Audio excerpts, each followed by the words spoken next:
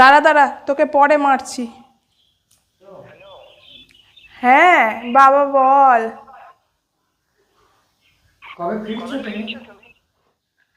হ্যাঁ বাবা, এখানে তো সব ভালোই আছি। নন্দী ভালো আছে, আর কৈলাসের সবাই ভালো আছে তো?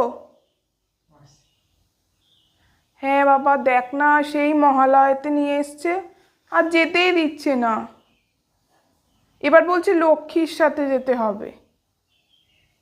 আবার সব কী সব কার্নিভালের ব্যবস্থা করেছে, আমাকে শুধু শুধুই হাঁটায়। সব মিমি, নুসরাত, শ্রাবন্তী এদেরকেই দেখে, আমাকে শুধু শুধু রেখে দিয়েছে। বাবা রাগ করছে বুঝি? হ্যাঁ হ্যাঁ, এবার তাড়াতাড়ি চলে যাব। দেখ না, 4 দিন রেখেছিল, ভালো খেতে দিয়েছে, আলো জ্বালিয়ে রেখেছে, আর এখন দেখ না, লাইটও নিভিয়ে দিয়েছে, খেতেও দেয় না। কবে কার্নিভাল হবে তবে যেতে হবে।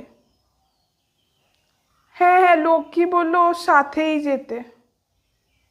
ঠিক আছে বাবা, বাবাকে একটু শান্ত করে রাখিস, বাবা রেগে যাচ্ছে বুঝি।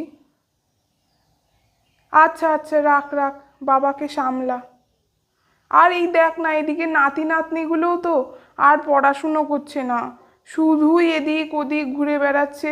কিছুদিন বাদে পরীক্ষা, তার তো হুঁশ নেই। এখনো পুজো শেষ হয়নি, কবে যে এই মেকওভার মুছে বসবো, আর ভালো লাগছে না, বাড়ি যাব।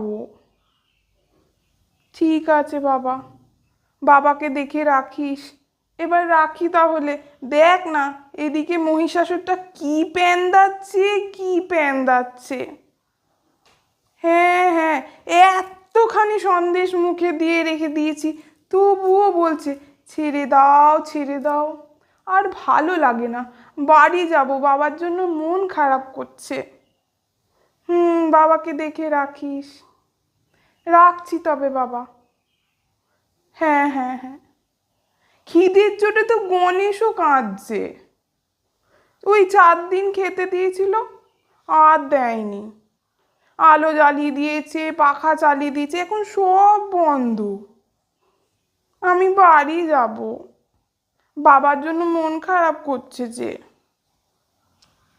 রাখছি বাবা তাহলে, রাখি হ্যাঁ।